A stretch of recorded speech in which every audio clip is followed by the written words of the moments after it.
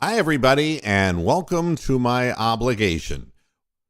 The Browns postgame show with the closer than it was final score 31-23, Buffalo over the Cleveland Browns. You enjoying yourselves? I know I am. You know, it's really kind of funny. The theme of this show is a lesson that I learned from my late mother, who always said, if you have nothing good to say,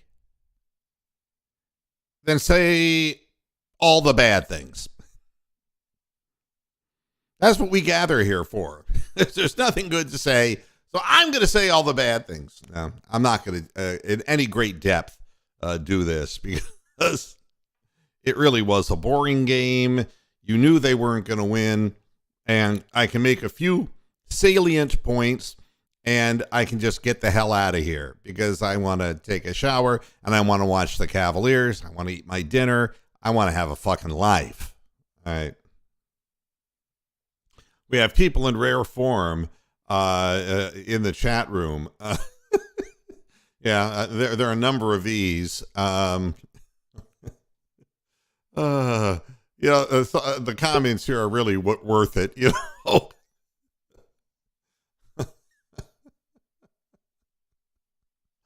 Oh my God. I'm just going to I should let the chat room just do the whole show and I should just sit here silently. Oh God.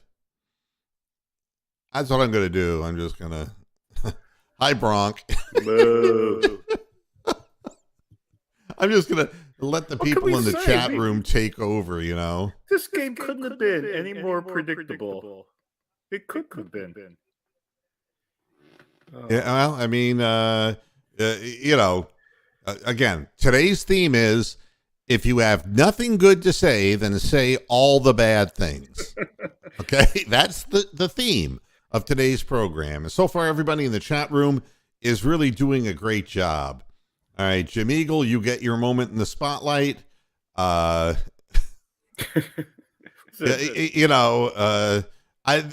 just going to let everybody say what, I can just be like the dummy and you can be the ventriloquist. All right. Wow. I'm getting an echo of me. Is that me? No, that shouldn't be, but let me check. Could be me. No, I'm not so sure about that. Let me check my routing on this. I'm not hearing anything. Is anybody else hearing an echo on Bronk? Please let me know in the chat room if that's the case. It's like I'm dead, the luckiest man. Face. It's not like when I was set up wrong, right? Because I shouldn't be set up wrong. Let me go back out.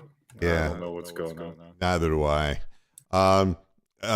This is good. It's bad when your team is worse than Detroit, and the Detroit fans still have to watch it. That's good. Very true. No, there is no playbook. Yeah, it's the Denny's menu with a special order of direct snap to Chubb. What an incredibly bad call at a bad time. Oh, Sam K says he hears an echo. Ooh. Bronk was the only one echoing, though, not me. So, hey, I'm the one who has nothing but bad things to say. Raymond Braun, how you doing? Yeah, when the other team just says, God, we're just tired of beating on you.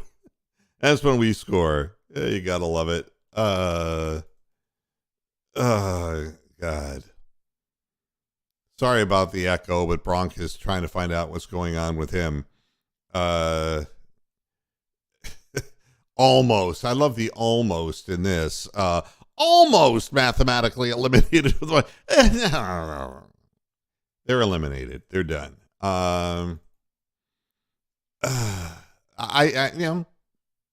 Let you have your say. Let everybody have their say.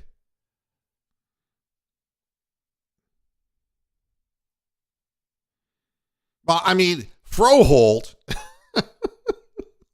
Frau Froholt,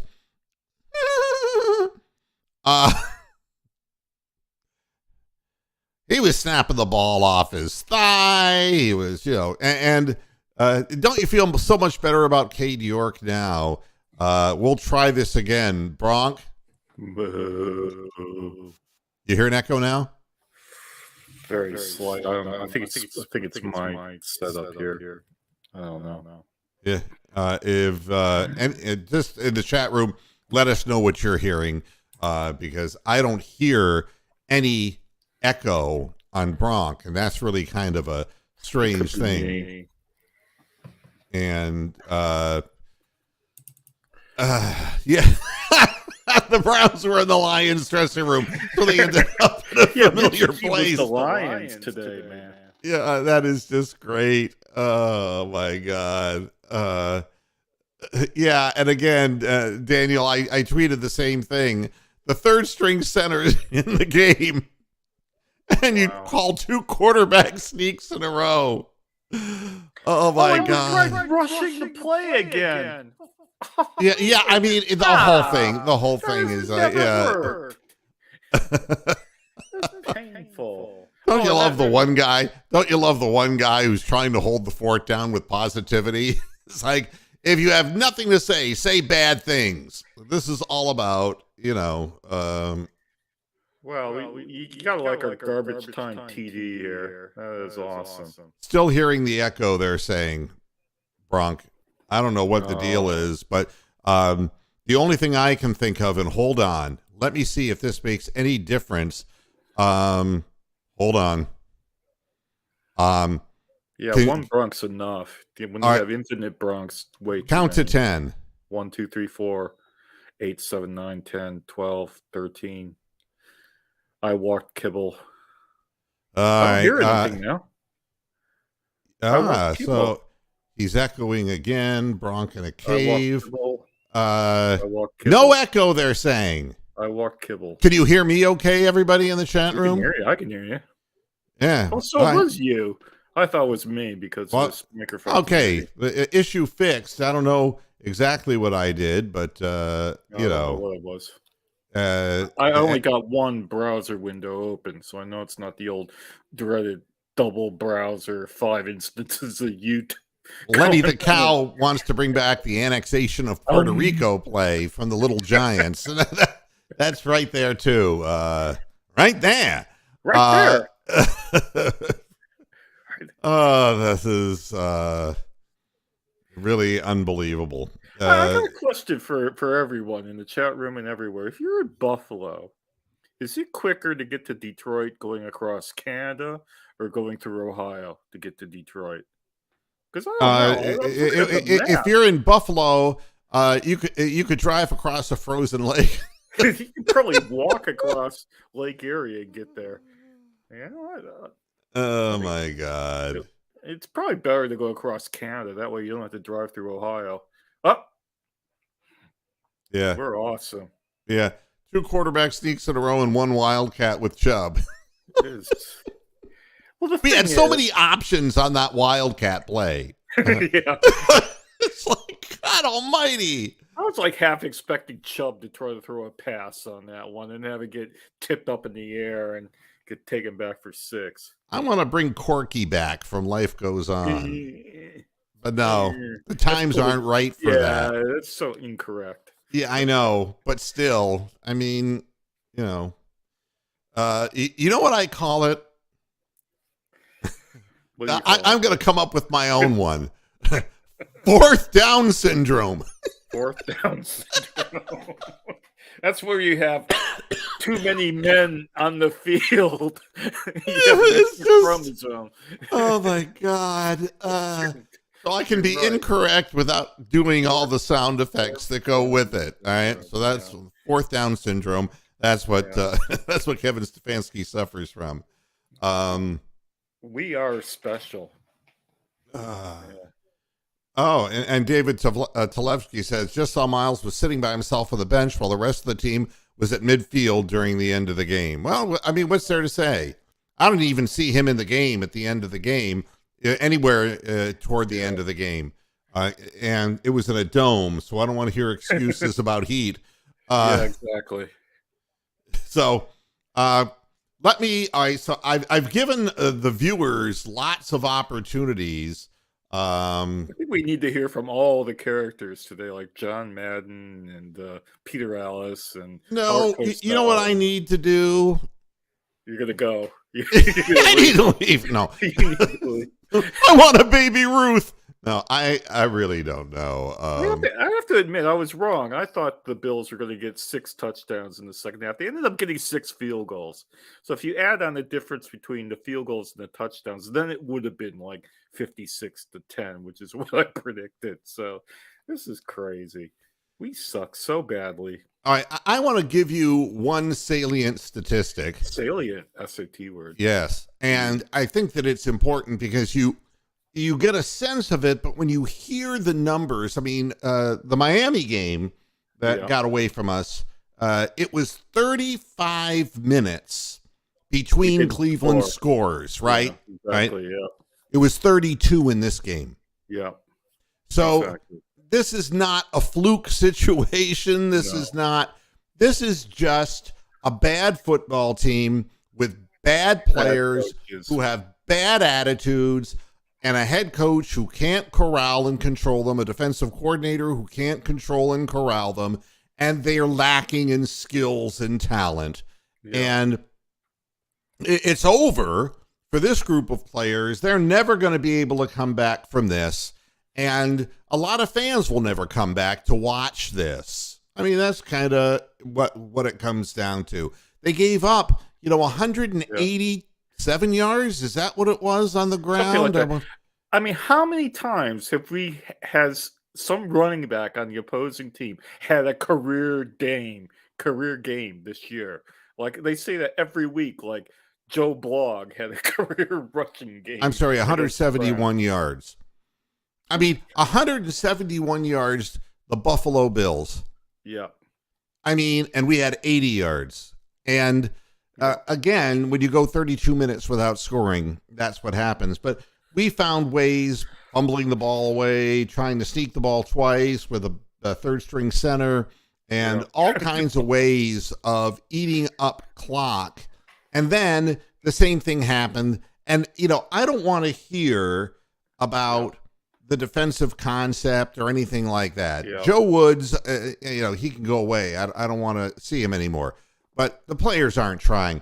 They stopped what little run there was the first half, and once they fell behind, they quit. Yeah. There's no question that this is a team-wide attitude problem, and they don't deserve to be cheered for. Yeah. And, and it wasn't like Josh Allen had a big day. He did not have a big day. And, and Jacoby Brissett did fumble a snap from the third-string center, but he was 28 of 41 with 3 touchdowns, no interceptions. And he was only sacked once. And he had so many drops. What does he do? Lead the league in drop passes, I think, this year or something. Yeah, and, again, then the silly calls when we're in, potential red zone situations, and that's what happens. I have nothing really to add to any of this except to point out that the Browns are not talented. They're not deep. And they're not trying. And the offensive line gets injured every year. Yeah. And when they can't run the football, one of two things happens. Either their guys get injured and they can't run the football, or the other team just stacks, 8 men somewhere around the line of scrimmage, 7, 8 men, and they can't beat anybody out wide. I mean, why, when they were stacking the line of scrimmage, there was a completed pass that was a deep ball to Donovan Peoples-Jones. He was the only receiver out on the play.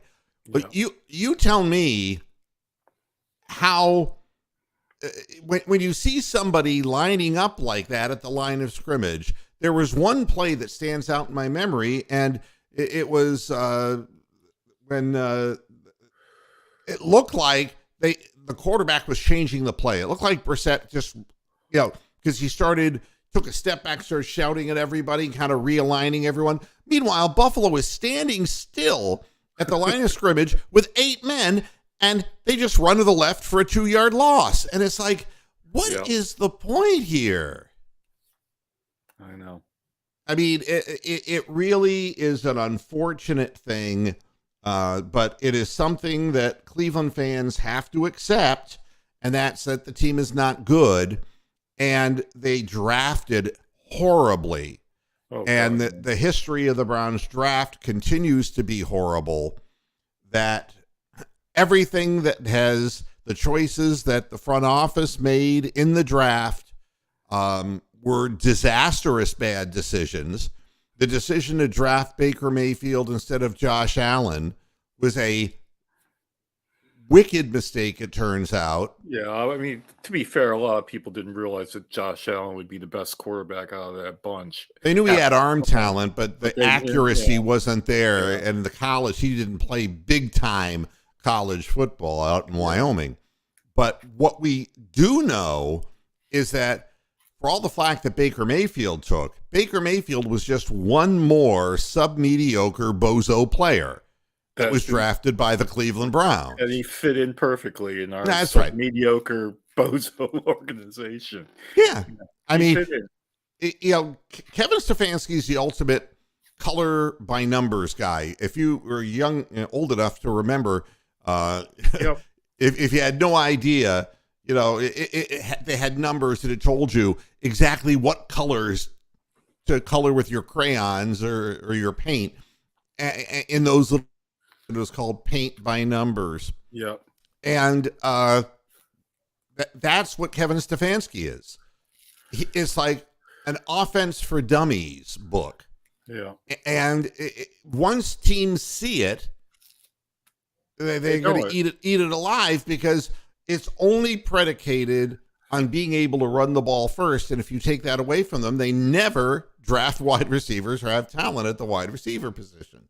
Well, the one thing they've been chasing with the draft is all of these secondary people that turn out to be mediocre players. I mean, they keep going after the Delpits and the Greedy Williamses and the Emersons and all these like draft picks, and our secondary is one of the worst ones in the league, and people don't give them enough abuse. But I'm here to abuse the fuck out of them, because they all look like 5 Karis LeVerts out there running around, and then when they suddenly do make a good play, it's all like, look at me, I'm Sandra D. It's and I didn't know about that. I know that the Ravens were winning 13-3, and they were producing no offense with the Panthers. That's a given. They gave away their only offensive weapon, their running back, McCaffrey, and they got nothing.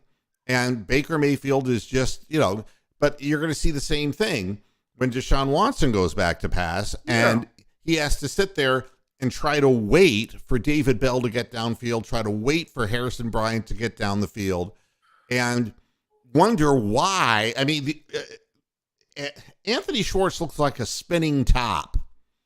He's just constantly running as fast as he can, east-west in motion, and never sees the ball again. Oh, he was... they've ignored them. Both teams ignored them. He was running around, not being covered. Nobody threw to him, and nobody covered him. Well, why doesn't he just go in motion and just run out of bounds? Yeah, exactly. I mean, wouldn't notice. It's really a peculiar thing, and it's what's peculiar is these Bengals uniforms. Have you seen them? They're like all white with the tiger stripes. It's like they're white Bengals. It's very sort of endangered species sort of look. Bizarre. And then they don't make fingertip catches, let's put it that way. But Earl Brown. But like I'd say, tight ends, the reason that we're in 1-3 formations is to run the football. Correct. In the 1-3 personnel is to run the football. Pharaoh Brown is not going to, with 2 receivers converging on him, make a fingertip catch. Let's be real about this. Pharaoh Brown. Oh, here we go. God, we're getting this now. Stefanski postgame, we didn't do enough. We need to finish. Need to do better. Same crap every week. He probably said that same crap every week. Yeah. I don't see us winning a game. I mean, we play the Texans, obviously, but I don't see us winning a game the rest of the year. Prove me wrong, people. Well, I said weeks ago they weren't going to win anymore. I mean, you can see when the heart's taken out of a team. Yeah. And the thing is they're just on top of the whole attitude thing and the lack of novelty and creativity offensively and the lack of any defensive coherence whatsoever. They're just not very good. And we don't have depth at positions. If you lose Myles Garrett or if you lose Clowney, who are not exactly setting the world on fire anyway, the step down is so steep. And the same thing is true with defensive tackles. The same thing is true with linebackers. The same thing is true, where we thought we had depth in the secondary. And so we ignored the defensive line and kept getting secondary guys. And this is what happens. You lose defensive linemen. There was a guy in the game, and it was the last letters of his name were ILLE, number 57.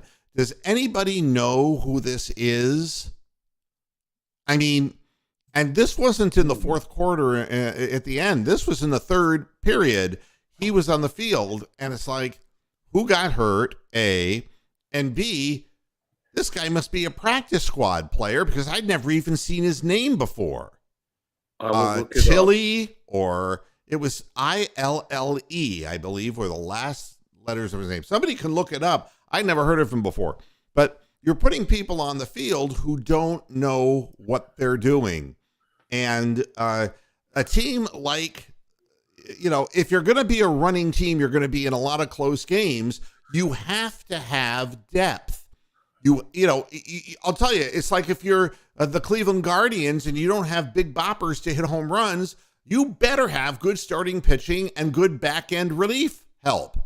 Yeah. I mean, it just, at least the Guardians have some coherence to their roster.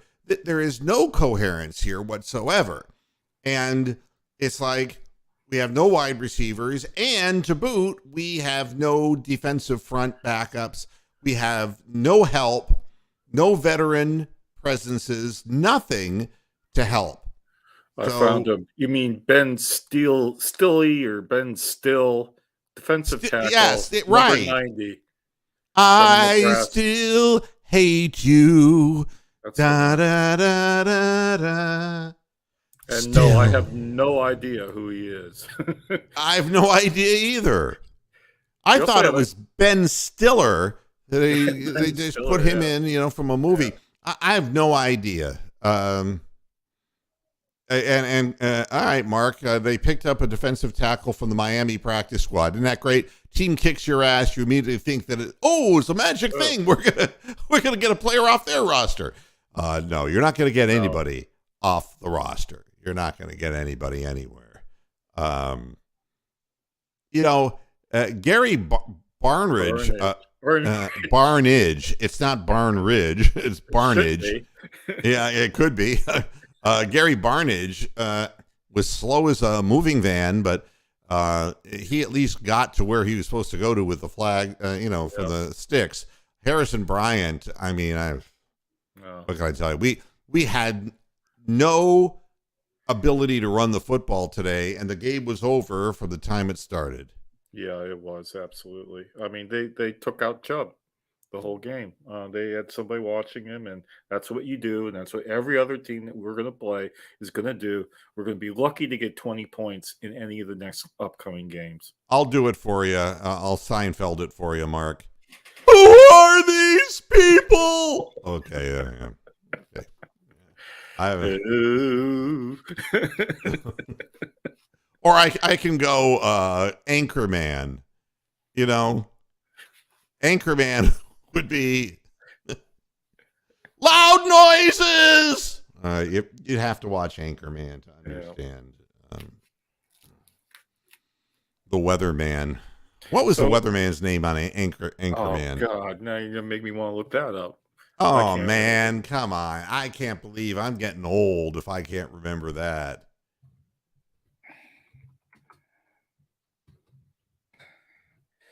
I'll look it up. Yeah, what was the name? Brick Tamland. Rick Tamlin. There you go. Oh my God! Loud noises. All right. I love Lamp. I love Lamp. All right. Wow. Thank you, UK. Big lurker, Lurker. UK. Yep. Yeah, it was Brick Tamlin, and that's basically who our head coach is. Oh my God! Can you imagine if this game were played in the snow? Could it have been any worse? Yes. And players with skis on them and poles. It would have been like, I remember watching the Winter Olympics when I was a kid on television. Yep. And it was like they had a marathon on skis. Yeah, they did Event? like 50-kilometer cross country skiing, and it always How be long some- can you watch this? Yeah.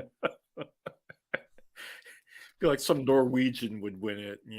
They'd go 1, 2, 3. Fucking Norway. With the ABC Sports guy, whose name now is eluding What, me. Jim McKay or Al Michaels? No. The guy who would no Chris Schenkel. Chris Schenkel, right? Schenkel. And look at the way he's moving those poles. It couldn't have been any worse than watching it the way it was. I mean, first of all, any game that's played in Detroit is meaningless. Correct. Right? I've been in Detroit, and I can honestly tell you, I mean, if you are, there's a real treat being Jewish and going through Dearborn, because that's where all the Palestinian the PLO used to be. Right? It wasn't where people thought it was in the Middle East. It was in Dearborn, Michigan. And, oh my God. You want to talk about issues back then, it's like, I'm going to go to the mosque down in Dearborn now. It's like, don't go in there. It's going to blow up. Yeah. And you'll never know who did it. Whether it was the crime element in Detroit or whether it was Muslims themselves. Jerome Curry wants to get serious for a minute. All right. Browns future 0 picks. We have 0 wide receivers besides Amari Cooper. We have no defensive tackle. In the whole of the people out there, I'd only bring back maybe 5 guys for the defense. I would trade Ward. I don't care. Here's the thing. The Deshaun Watson thing was predicated on a couple of flawed premises. And that's that we're really close to being competitive. Gee, Beeve. I'm sorry, Wally. I thought we were really close. No, keep rubbing your dick. You'll get there. And so the whole decision to give away the farm for Deshaun Watson was predicated on, we've never been this close, Wally. And we're not. We never were. It's just another bad judgment on the part, no good delis, no, only New Delhi. Lionel Joseph reference in the chat room. What? A Lionel Joseph reference in the chat room. I don't know who that is. The guy from Trading Places. Remember on the train? Oh, My okay. rucksack. From Haile Selassie University. Yeah, I mean, what would I do, Jerome Curry? You're literally now in a straitjacket. You can't do anything. Dead. Yeah, you're dead in the water. This is what you got. This is what you got. And so it's done. And what I've always said about the Browns, and it's been going on for 19 years on this show, is what I call the 5-year mistake. The 5-year mistake is the thing that always sets you back 5 years. And by by missing out on certain players on the board or making incredibly bad judgment hires. trades or, whatever. Or Yeah, Mike Holmgren was one. He was a 5-year mistake hiring him. Yeah, I mean, and it sets you back. And this is a 5-year mistake. And the Browns are just never going to amount to anything. Huh? Sorry. But that's Johnny bad Manziel decisions yield draft, bad 5-year results. mistake. Yeah. Yeah, of course you're going to lose Hunt next year. And it's not like he's doing anything for us anyway. Yeah, He'll do something for somebody, and that's wonderful. But you're going to have to, get rid of a lot of pieces. But all that's going to do is make you thinner and have bad players at more positions. There is no way to get out of this whole thing. And let's see what Lenny the Cow said. Oh, yeah, okay, there's your reference. Yeah. Lionel Joseph. Yeah. That was not, that wasn't the wisest thing in the world. It wasn't as bad as Neighbors, though. Yeah, I remember that movie.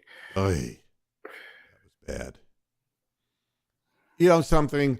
Wolfgar, you're right. They technically have, a third-round pick here and there or whatever.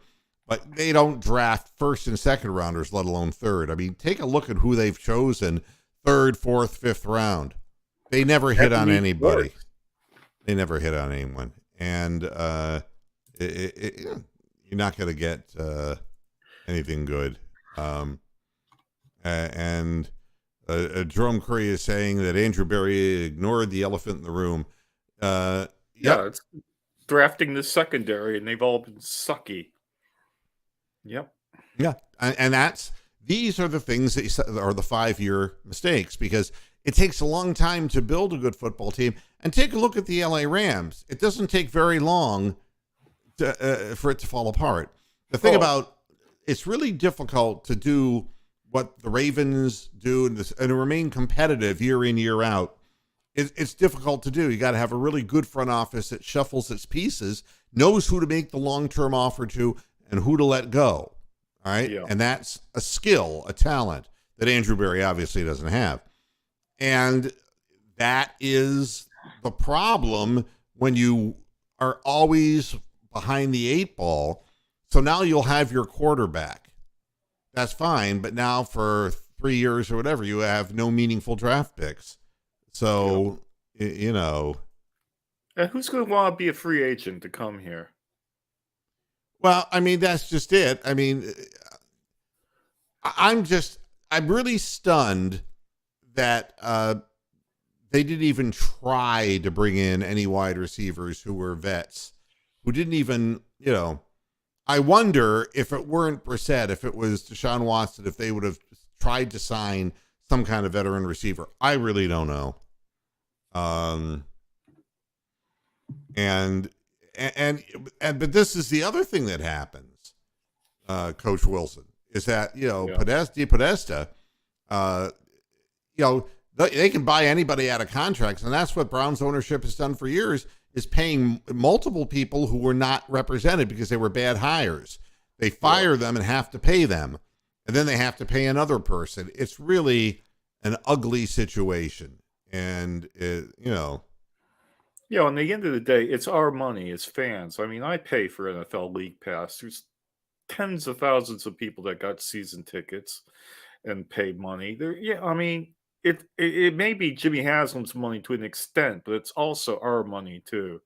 That's getting wasted on all this shit. Rudy, and your father is brilliant. Yeah. I'd like to meet that man and shake his hand. He's a brilliant guy. Thank you. And again, the franchise quarterback, and it's funny because that's how we try to placate everybody. Well, the game of football, yes, you have to have a quarterback, but you have to have a team as well. Cavaliers right now are going through a very similar situation. Yeah. We have, Darius Garland, who's great, and, we have Spida, who's great. We've got Mobley, who's a really fine young player, and Jared Allen, a really fine player. we don't have a 3. We don't have a corner 3 guy to relieve as the outlet valve and make teams pay Misney style with wide open shots. And we have no bench. And, Karis LeVert, incredible statistic. And I don't mean to switch teams on you midstream, but Karis LeVert in the restricted area in basketball, the restricted area is the area you have to be outside of that to be able to take a charge. Yeah. It's that dotted line, if you will, in the lane. The semicircle or whatever. Inside that distance, going to the basket. You're going to tell me he's like 4 for 20 or something. He's shooting 6%. 6%. I knew it was going to be something shocking. Yeah. That's really remarkable. And so he can't shoot, to save his soul. And so when you're missing a prime ingredient, and the Cavaliers are missing 2 things, the 3 and a bench, because they continue to keep Jetty Osman, who's a bust. They continue to keep Isaac Okoro, who's a bust. Yeah. And you're not going to be able to survive without a bench. They have the worst scoring bench in the NBA. And the Cleveland Browns have no depth. They've signed a bunch of people like Jack Conklin who are always injured. Always injured. Always. And the guy's 28 years old. He might as well be 45. I mean, the line gets injured within the first 2 to 3 games of the year. And we have no backup. You're playing guys like Froholt, and you're playing people like that.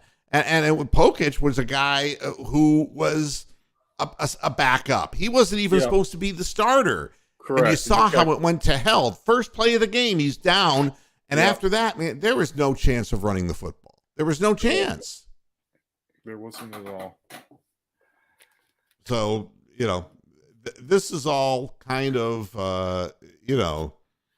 and the thing is, you're not going to get any value for anybody in the NFL. I know they don't want our players. Yeah, John Johnson, is not going to fetch anything. Conklin's not going to fetch anything. And that's, again, the 5-year mistake. So they'll just get cut, these guys. They're not going to get anything for them. That's right. Jerome, you're right about it. The Cavaliers, they managed to survive. They got to the play-in and couldn't get any further than that. And it's going to be another struggle this year because they have trouble closing games out because their starters are forced to play way too many minutes. And the big thing is Jared Allen cannot get hurt at any point during this year. Otherwise, we're fucked. I mean, every game that our record with him in the game is really good with him in the game. I mean, he has a very positive effect on the whole team. And it's not because he's scoring all the points, but because he has a presence in the middle. There's a lot of stuff. I mean, we're playing Miami at 7:00 tonight, and Miami doesn't have Jimmy Butler. They don't have Duncan Robinson. They don't have donuts. They don't have a bunch of their good players. Yeah, I'm not sure. Abadayo might be playing, but he's questionable, and Hero is not playing. They're all injured, so injuries play a part. But with the Cavaliers, it's just a bench problem. I mean, having Lamar Stevens and Jetty Osman and the guy who never plays, Dylan Windler, because he's injured all the time, we just don't have a bench and can't win. Without depth, you can't win. So, I do appreciate the Cavs culture, but Wolfgar is questioning it. But again, well, that's because Allen was hurt last year. That's solely down to that, I think. When he injured his hand, the Cavaliers attacked things with the 3 bigs last year, and we're trying to move toward 2 bigs, and we were hoping that Spida and Garland could play together, but Garland got his eye ripped open, and then Spida rolled an ankle. They haven't played that many games together. Yeah. And you've got Levert, who unfortunately doesn't want to come off the bench. He doesn't like sitting on the bench, and he's got an attitude about it. And I guarantee you he'll be gone at the trade deadline. I guarantee you that. But again, you can't have people who don't understand what their role is. And the Cavaliers have an excuse, though, because they rebuilt. Yeah.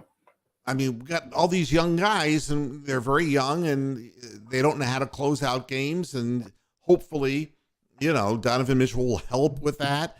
And but there's still times. There was one game where Donovan Mitchell didn't take a shot over a 7-minute period. You can't do that. And again, no, we've talked about this. No. Thanks, Topaz. No. I don't want Ndamukong Suh, I mean, there may be one American football team that's worse than the Browns, and that's got to be the Las Vegas Raiders. They're just getting pummeled by the Broncos, 10-0 in the middle of the second quarter. They're horrible. But yeah, we are in the bottom 5. If we're not in between 27 and 32 on the power rankings this week, then they're wrong, basically.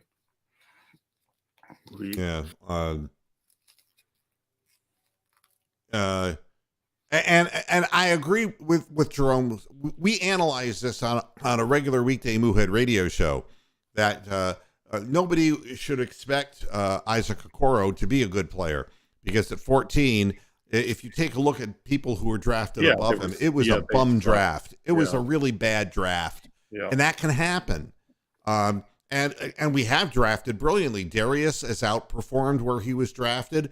Mobley, outperformed where he was drafted.